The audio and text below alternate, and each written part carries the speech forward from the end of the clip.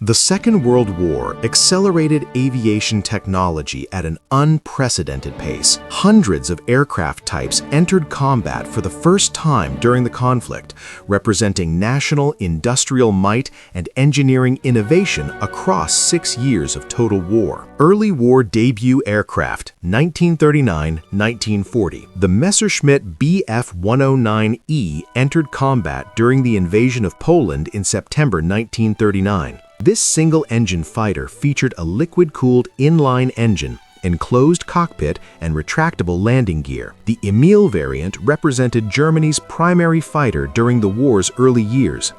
Its armament of cannon and machine guns proved devastating against Polish opposition. The Bf-109E achieved air superiority over Poland within days. During the Battle of France, it dominated Allied fighters except the Spitfire. The Battle of Britain revealed limitations, including short range and cramped cockpit. Over 30,000 Bf-109s of all variants were eventually produced. The Supermarine Spitfire Mark I first saw combat during 1940, defending British airspace. This single-engine fighter combined elliptical wings with a powerful Rolls-Royce Merlin engine. The Spitfire's exceptional maneuverability and climbing ability made it formidable against Luftwaffe fighters. Its 8 machine guns provided adequate firepower, though later variants adopted cannon. During the Battle of Britain, Spitfires engaged German fighters while Hurricanes attacked bomber formations. The aircraft became Britain's iconic fighter, remaining in production throughout the war. Continuous improvements produced variants serving in every theater. The Spitfire represented British engineering excellence and defensive determination. The Hawker Hurricane entered combat earlier than the Spitfire, but achieved its reputation during 1940. This single-engine fighter featured traditional fabric-covered construction over metal framework. The Hurricane proved rugged and easy to repair despite being slower than the Spitfire.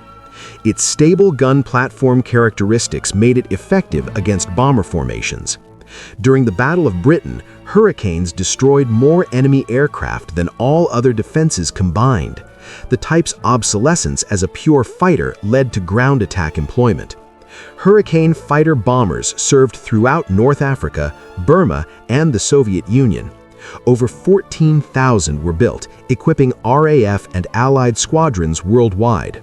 The Junkers Ju-87 Stuka made its combat debut during the Spanish Civil War, but achieved notoriety during Poland's invasion. This single-engine dive bomber featured fixed landing gear and distinctive inverted gull wings. The Stuka's automatic dive brakes and wailing siren created psychological terror during attacks.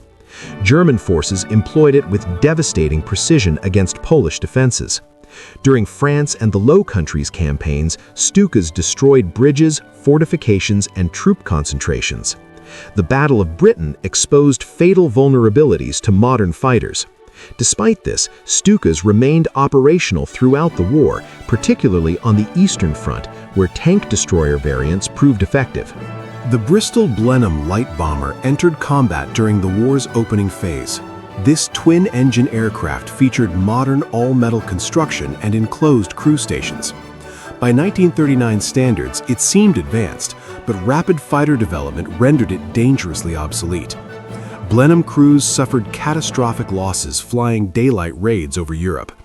The aircraft's light bomb load, weak defensive armament, and inadequate speed made survival against German fighters nearly impossible. Despite appalling casualty rates, Blenheim squadrons continued operations throughout 1940 and 1941. The type found better employment in maritime patrol and night fighter roles. Commonwealth forces operated Blenheims extensively in the Middle East and Far East.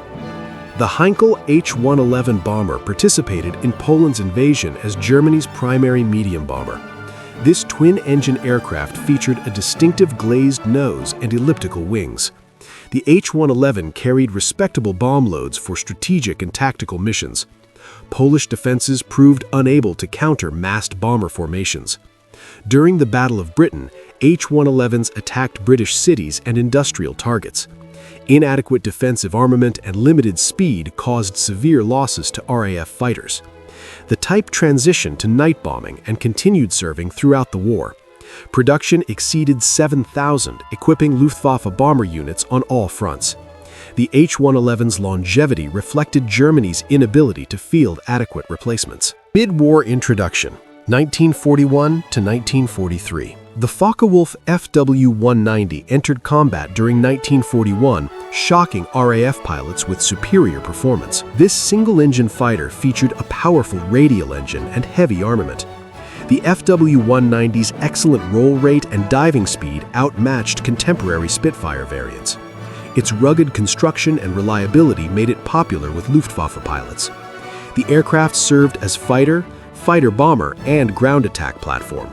Specialized variants included tank destroyers and torpedo fighters. Over 20,000 were produced across numerous variants. The Fw-190 represented Germany's finest piston-engine fighter design, remaining competitive until war's end. The Yakovlev Yak-1 fighter entered Soviet service during 1941 as German forces invaded. This single-engine aircraft featured wooden construction and adequate performance. The Yak-1's maneuverability and climbing ability proved effective against Luftwaffe fighters. Production quality varied due to evacuation of Soviet factories and wartime pressures. Later variants improved performance and armament continuously. Soviet pilots appreciated its handling characteristics and reliability under harsh conditions. Over 8,000 Yak-1s were built before improved variants superseded it. The aircraft represented Soviet aviation industry's ability to produce effective fighters despite catastrophic early war losses. The Ilyushin IL-2 Sturmovik ground attack aircraft entered combat during 1941 on the Eastern Front. This single-engine aircraft featured revolutionary armored construction protecting crew and engine. The IL-2 carried bombs, rockets, and cannon for devastating attacks against German armor. Its armor allowed survival against ground fire that destroyed conventional aircraft. Early single-seat variants proved vulnerable to fighter attack from behind. Two-seat versions with rear gunners improved survivability. Production exceeded 36,000, making it history's most produced military aircraft.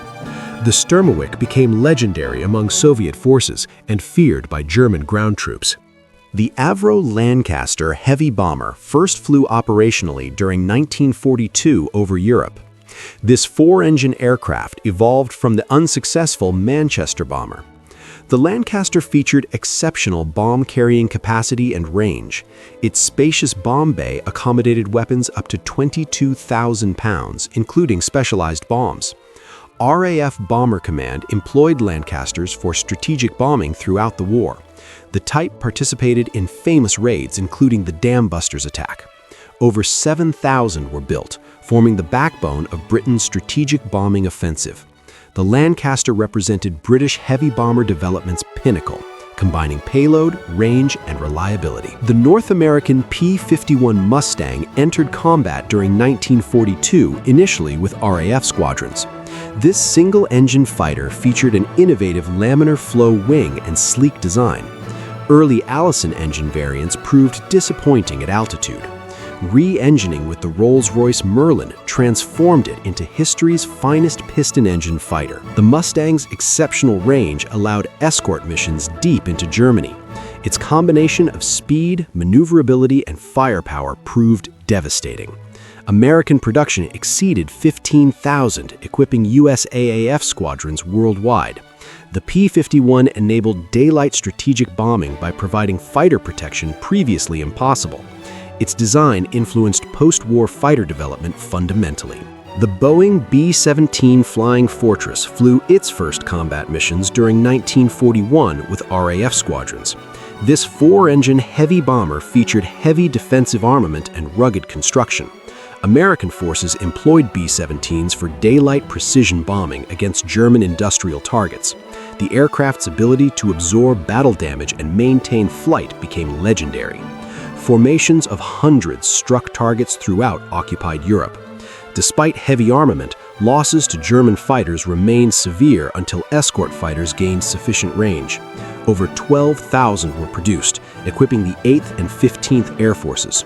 The B-17 symbolized American strategic bombing doctrine and industrial might. Late war innovation, 1944 to 1945. The Messerschmitt Me-262 entered combat during 1944 as the world's first operational jet fighter. This twin-engine aircraft featured revolutionary turbojet propulsion and swept wings. The Me-262's speed exceeded 500 miles per hour, making it untouchable by piston-engine fighters. Its armament of 4 cannon proved devastating against Allied bomber formations. Production and operational problems limited its impact despite technological superiority. Unreliable engines required frequent replacement, while Allied bombing disrupted manufacturing. Hitler's insistence on bomber variants delayed fighter production. Despite limitations, the Me-262 demonstrated jet aviation's future. Several hundred flew operationally before Germany's defeat. The Arado AR-234 Blitz became the world's first operational jet bomber during 1944. This twin-engine aircraft featured exceptional speed, making interception nearly impossible. The AR-234 conducted reconnaissance missions over Britain and Allied positions. Bomber variants attacked tactical targets, including the Remagen Bridge. Limited production prevented significant operational impact. The aircraft's technology impressed Allied intelligence evaluating captured examples. Its jet engines and pressurized cockpit represented advanced engineering despite Germany's deteriorating situation. The AR-234 proved jet technology's applicability beyond fighters. Post-war developments built upon its innovations. The Heinkel HE-162 Salamander entered limited combat during 1945's final weeks. This single-engine jet fighter featured simple construction using non-strategic materials. Germany designed it for mass production by semi-skilled workers. The aircraft's performance proved adequate, though handling characteristics challenged inexperienced pilots. Desperate shortage of fuel, pilots, and time prevented meaningful operational employment. Only handful flew combat missions before Germany's surrender. The HE-162 represented Germany's attempt producing jets quickly using minimal resources. Its operational insignificance reflected the futility of technical innovation divorced from strategic reality. The Gloster Meteor became Britain's first operational jet fighter during 1944. This twin-engine aircraft featured conventional straight wings and reliable Rolls-Royce engines. Meteors initially served intercepting V-1 flying bombs over England. Later variants deployed to Europe for ground attack missions. The aircraft never engaged German jets in combat. British authorities restricted operations, fearing technology capture if shot down over enemy territory. The Meteor proved more reliable than German jets, though slightly slower. Post-war variants served RAF squadrons for years. The aircraft represented British jet development's conservative but successful approach. The Boeing B-29 Superfortress entered combat during 1944, bombing Japan from Chinese bases. This 4-engine heavy bomber featured pressurized crew compartments and remote-controlled gun turrets. The B-29's range, altitude capability, and bomb load exceeded all previous bombers. Operations from the Marianas Islands beginning late 1944 allowed sustained strategic bombing of Japanese home islands. The aircraft's complexity created maintenance challenges and engine reliability problems. Despite difficulties, B-29s proved decisive in defeating Japan through conventional bombing and atomic weapons delivery. Over 3,000 were built. The Superfortress represented aviation technology's wartime pinnacle, specialized and experimental types. The de Havilland Mosquito entered combat during 1942 as a fast, unarmed bomber. This twin-engine aircraft featured wooden construction and exceptional speed. The Mosquito's versatility allowed employment as bomber, fighter, reconnaissance platform, and pathfinder. Its speed provided protection, making defensive armament unnecessary on bomber variants. Fighter versions carried heavy cannon armament. The aircraft conducted precision strikes against specific targets throughout Europe. Over 7,000 were produced across numerous variants. The Mosquito proved that speed and versatility could overcome specialized designs. Its wooden construction freed strategic materials while achieving remarkable performance. The Junkers U-88 entered combat during Poland's invasion and continued throughout the war. This twin-engine aircraft proved remarkably versatile, serving as bomber, dive bomber, night fighter, torpedo bomber, and reconnaissance platform. Its modular design allowed rapid conversion between roles. Over 15,000 were produced, serving on every front. The U-88's adaptability kept it relevant despite age. Night fighter variants equipped with radar devastated RAF bomber streams. The aircraft represented successful, flexible design philosophy. Its longevity reflected both capability and Germany's inability producing adequate replacements. The U-88 proved versatility's value in wartime aviation. Aircraft entering combat during the Second World War represented rapid technological evolution, compressing decades of development into 6 years. These machines shaped the conflict's outcome and marked aviation's transformation from supporting role to decisive military capability.